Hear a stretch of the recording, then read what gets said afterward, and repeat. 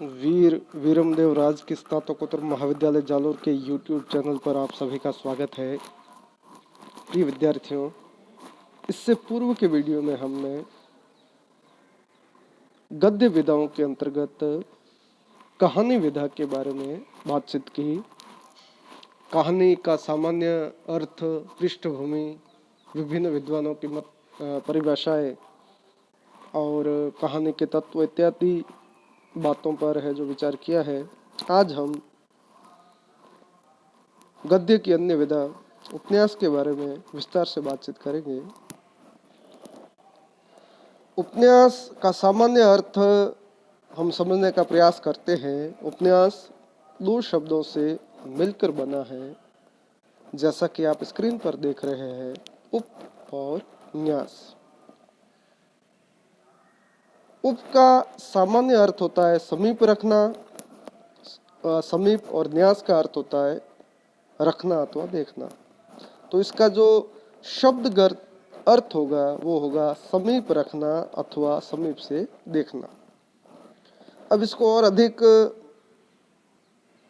विस्तार से समझना चाहे तो मनुष्य के आसपास उसका जो वातावरण है, उसका जो परिवेश है, उसके समीप से नजदीकी कृति, जिसे पढ़ने सुनने पर भाषा और वहाँ का वातावरण और वहाँ उसके अंतर्गत जो विषय वस्तु है वो अपने आसपास की लगे, जानी पहचानी लगे, ऐसा लगे कि हमारे आसपास की बात को हमारी ही भाषा में कहा जा रहा है।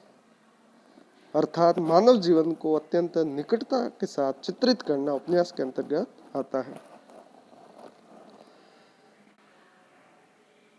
अन्य विधाओं की तरह यह विधा भी अंग्रेजी से होकर के गुजरी है।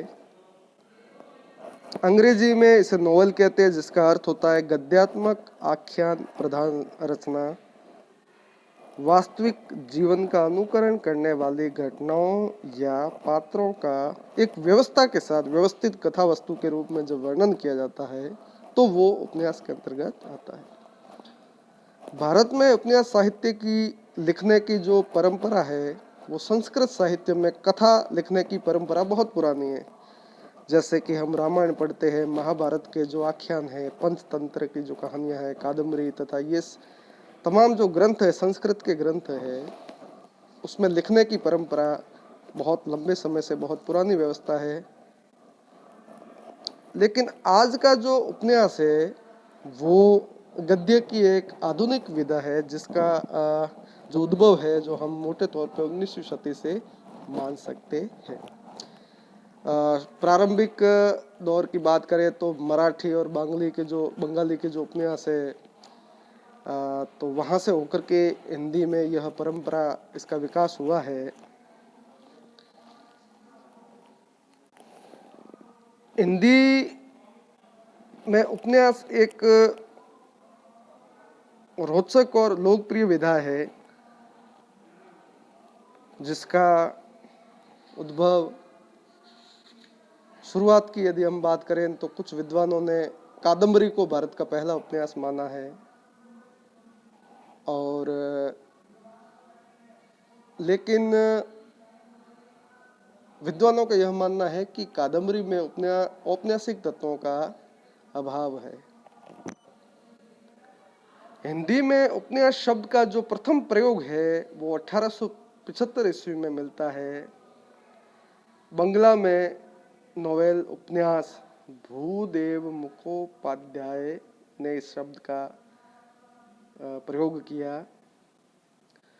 और आरंभिक हिंदी उपन्यासों की यदि बात की जाए तो यह जो मोटा समय है वो 1877 ईस्वी से 1918 तक का यह जो समय है, यह आरंभिक उपन्यास लिखने का दौर है। और हिंदी के प्रथम उपन्यास की यदि बात की जाए तो अधिकतर विद्वान 1877 में लिखा हुआ श्रद्धाराम फिलोरी का भाग्यवती प्रथम आधुनिक उपन्यास माना जाता है। इसी के साथ ही लाला श्रीनिवास दास कृत परीक्षा गुरु 1882, परीक्षा गुरु उपन्यास को भी अधिकतर विद्वान आरंभिक उपन्यास या प्रथम आधुनिक उपन्यास मानते हैं। तो इस तरीके से एक यह हमने उपन्यास की सामान्य पृष्ठभूमि को समझा है। मुंशी प्रेमचंद नाम हिंदी साहित्य के विद्यार्थी के लिए नया नहीं है। मुंशी प्रेमचंद को उपन्यास सम्राट कहा जाता है और सम्राट उसे कहा जाता है जिस व्यक्ति विशेष के पास उस विधा में महारत हासिल हो। मुंशी प्रेमचंद जी कहते हैं कि वास्तविक जीवन की जो काल्पनिक कथा है वो उपन्यास है। आगे वे कहते हैं कि मैं उपन्यास को मानव जीवन का चित्र मात्र समझता हूँ। मानव चरित्र पर प्रकाश डालना और उसके रहस्यों को खोलना ही उपन्यास का मूल तत्व। कल हमने कहानी के तत्वों के बारे में पढ़ा था। विद्यार्थियों, कहानी और उपन्यास के जो तत्व है वो समान है, जैसे कि कथानक, उसकी जो विषय वस्तु है, चरित्र चित्रण, संवाद जिसे कथोपकथन भी कहते हैं, देश काल, जगह कौन सी है, समय क्या है, वो देश काल के अंतर्गत आएगा, उसकी भाषा और शैली कैसी है, उसकी अभिव्यक्ति कैसी है, और लिखने का जो उद्देश्य है वो क्या है। उद्देश्य वसुदेव कुटुंबकम, सामाजिक समरसता, भाव प्रदान, जो चीजें हैं वो उद्देश्य के अंतर्गत आती है। मनोरंजन भी है।